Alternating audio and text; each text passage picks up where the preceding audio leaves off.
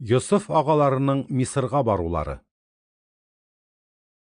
Якуб Мисырда икмәк барлыгын белеп угылларына: "Сез нәрсә бер-берегезгә карашып торасыз?" диде. Аннары: "Мисырда әнә икмәк бар дип ишеттем. Исән калыйк, үлмик дисәк, шунда барып икмәк сатып алып кайтыгыз" дип өстәде. Шулай итеп, Йосыфның ун кардәше икмәк сатып алыр өчен Мисырга юнәлде. Әмма Якуб Йосыфның энесе Биньяминны агалары белән бергә җибәрмәде. Ул бу булмагае дип курыкты. Мисырга икмәк сатып алырга килүчеләр арасында әнә шулай Исраилнең угыллары да бар иде. Чөнки Кәнгән җирендә дә ачлык хөкем сөрә иде. Йосыф исә Мисырның баш түрәсе сыйфатында килгән бар халыкка икмәк сата иде. Йосыфның хузурына килгәч, 10 кардәше итагать белән аңа баш иделәр. Йосыф үзенең агаларын бер күрүдә үк таныды, әмма таныганлыгын сиздермәде һәм алар белән бик кырыс сөйләште. Сорады: "Сез кайдан килдегез?" диде. Тегеләр: "Без Кәнгән җиреннән икмәк сатып алырга килдек" диделәр. Йосыф үзе агаларын таныса да, тегеләр аны танымадылар.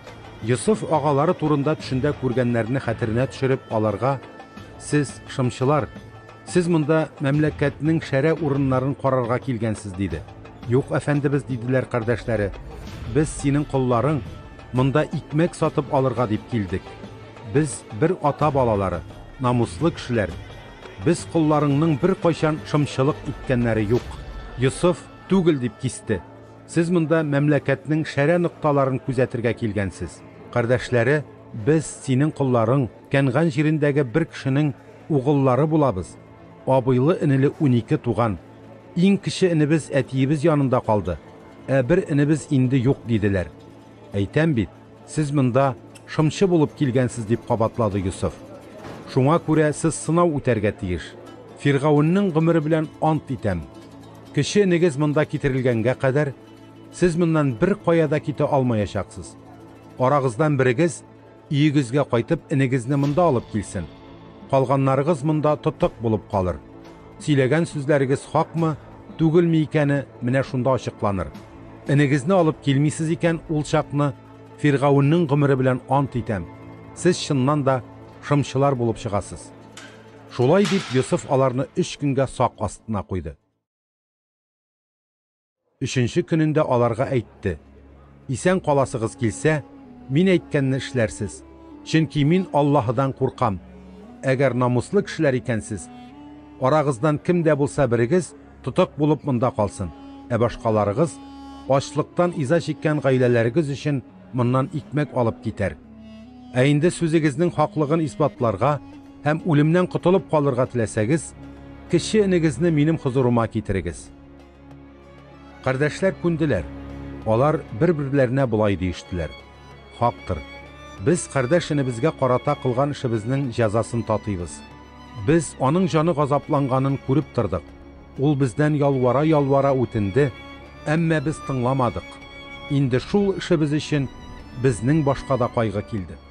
Арадан Рубин җавап биреп кардәшләренә әйтте: "Мин сезне кисәттем түгелме? Малайга яманлык эшлисез, тыелыгыз дидем, ләкин сез тыңламадыгыз. Менә баланың каны хәзер бездән үч ала." Йосыф белән тылмач аша аралашканга, кардәшләр хәзер Йосыфның бу сүзләрне тыңлап аңлап торганын белмәделәр. Йосыф кардәшләре яныннан читкә китеп елап алды. Аннары янәдән алар янына килде. Сөйләште, аңлашты һәм араларыннан Шимонны айырып алып, барысының да күз алдында агасының кулларына бугау салырга кушты. Йосыф агаларының Кәнганга кайтуы. Аннан соң тагын әмер биреп, кардәшләренең йөк капчыкларына икмәк тутыртты. Юлда ашарларына өлеш чыгарып, икмәк бәһәсе өчен алынган көмешне һәр кайсының капчыгына кире салып куярга кушты. Барысы да Йосыф кушканча эшләнде. Кардәшләр үзләренең икмәкләрен ишәкләргә тиеп, кайтыр юлга чыктылар.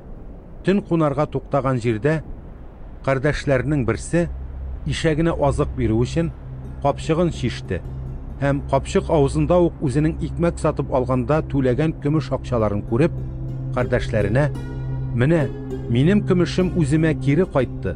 Капчыгымның авызында ята диде. Корку аптыраудан һәммәсенең йөрәге кысылып килде. Titrәнә-titrәнә алар бер-беренә Аллаһның безгә күрсәткән бу хикмәтләре нәрсәне аңлата икән диештеләр. Кәнган җиренә Якуб янына кайткач, алар үз башларыннан үткән барлык бу хәлләрне аталарына сөйләп бирделәр. Ул мәмләкәтнең хуҗасы булган кеше безнең белән бик кырыс сөйләште диделәр. Ул безне бу илдә шымчылык итәргә килгән кешеләр дип кабул итте. Без аңа аңлаттык, без намуслы кешеләр, безнең шымчылык иткәнебез юк дидек. Без бер ата балалары, абыйлы энеле 12 туган, беребез инде юк, иң кечебез хәзер әтиебез янында Кәнгәндә калды дидек. Ләкин мәмләкәтнең ул идарәчесе безгә әйтте: "Менә намуслы кешеләрме, юкмы икәнегезне мин булай беләчәкмен.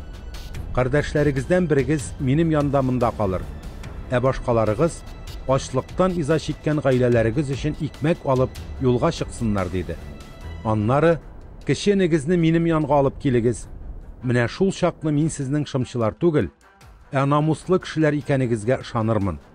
Кардәшегезне дә азат итәрмен. Сез бу мәмләкәттә рәхәтләнеп, алыш-бириш эшләре белән шөгыльләнә алырсыз диде. Капчыкларны бушата башлагач, гаҗәп хәл. Аларның һәр кайсының капчыгыннан көмеш акча янчыгы килеп чыкты. Үзләренең бу көмеш акчалы янчыкларын күргәч, һәммәсе, угыллар да, аталары Якуб та тәмам куркуга төштеләр. Аталары Якуб угылларына әйтте: "Сез мине угылларымнан мәхрүм иттегез. Йосыф юк, Шимон юк. Инде менә Беньяминны да алып китәргә телисез. Моның бар авырлыгы минем башка төшәчәк" диде. Атасы Якубка җавап биреп Рубин әйтте: "Беньяминны кире алып кайтмасам, минем 2 угылымны үтер" диде. "Беньяминны миңа ышанып тапшыр, мин аны сиңа һич шиксез кире алып кайтачакмын." Ләкин Якуб: "Угылымны сезнең белән җибәрмәячәкмен" диде. Абыйсы үлгәч, ул минем бер үзе калды. Әгәр барыр юлыгызда бер хәл була калса, хәсрәт кайгыдан сез минем чал башымны гүргә кертәчәксез бит.